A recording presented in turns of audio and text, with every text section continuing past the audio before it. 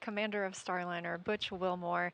It's really a tough situation for the two of them, and they've handled it like incredibly well, and like I mean they're such professionals, which of course they are, but I think it's really like on the one hand, people are like, oh no, they're stuck in space. And on the other hand, it's almost like business as usual, like, oh, people at the International Space Station. But they are in this like pretty unique situation. And so I'm really looking forward to when they come back down and are being interviewed and when they're safe to just like see like how did they feel during that time. Um, I think it's going to be a really interesting perspective. So yeah, it's been quite an evolution over the last 3 months.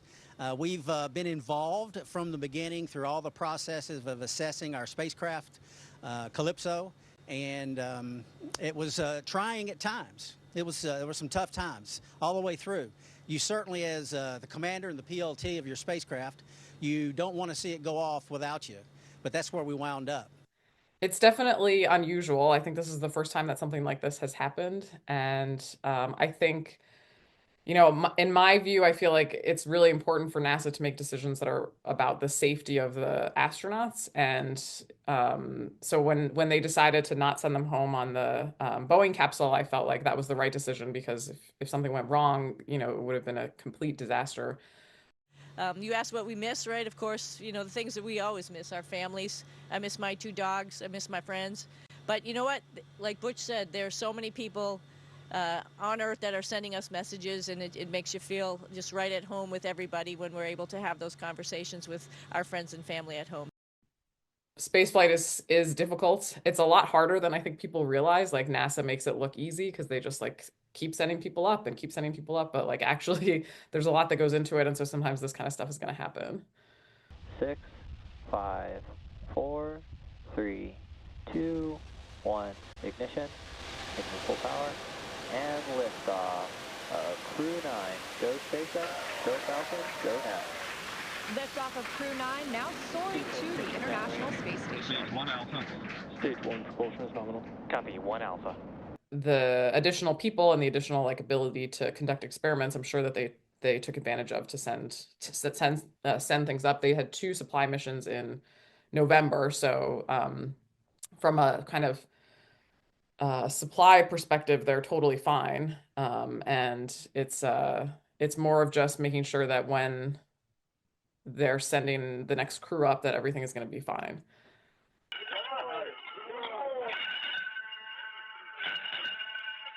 Freedom arriving. Welcome to the International Space Station. And Nick, welcome back home to the International Space Station. It's great to be here with bringing the 72 back up to 11. The astronauts that have been up there are going to come back on a SpaceX Dragon. And so that's actually, it's funny because like the delay of that is completely unrelated to anything to do with Boeing and the Starliner. This delay is like kind of a standard one of just like, oh, we're going to give ourselves time to, it's actually a new capsule. There's multiple capsules of the Crew Dragon. And so this is a new one. So it's actually like very ordinary. It's just the fact that these are like two astronauts that are stuck in space that people are like, they're delayed even longer. And like, it's just like icing on the cake. Position and orientation and attitude of Dragon as it makes its approach.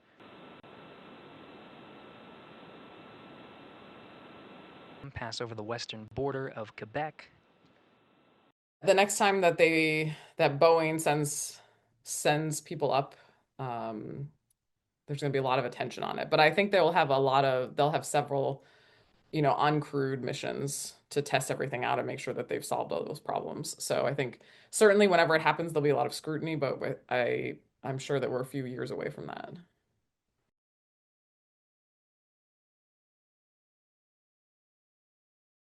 A positive outcome would be for NASA and other countries to think about if this happens again, like what are other ways to get people back faster, maybe.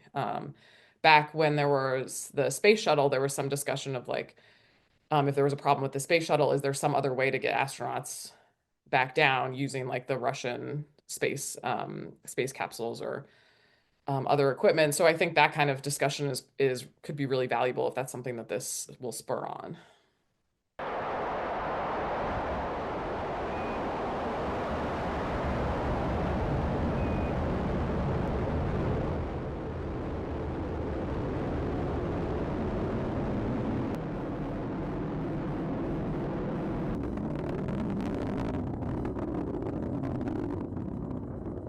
I mean, I would ask them like if they like what's something that's been an unintended positive in their time in space that like they weren't anticipating, but actually they like, being in space is it seems like it would be awesome and like I would love to go to space, but like but the reality is actually it's like kind of smelly, that you're really cramped. It's like you're on a camping trip, but you're like stuck in this like little tin can.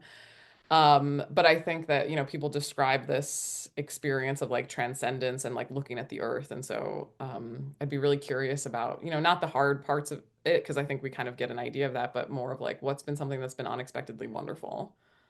Question is for Suni, and it's a little philosophical, so apologies for that. But what do you feel in your body, your mind, and your soul?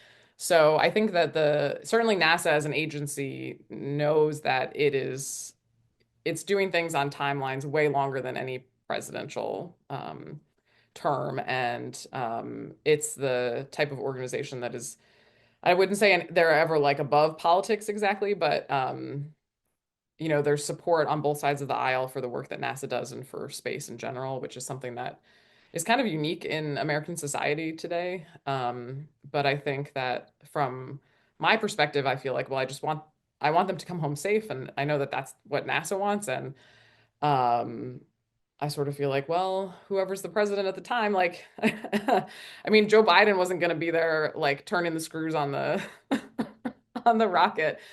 Um, so I sort of think like what really matters is that they get home safe, and politicians will do what they always do, which is take credit for everything, whether they had anything to do with it or not. So how long until this goes to India? 25 minutes. Really? It sends you around the world in 25 minutes.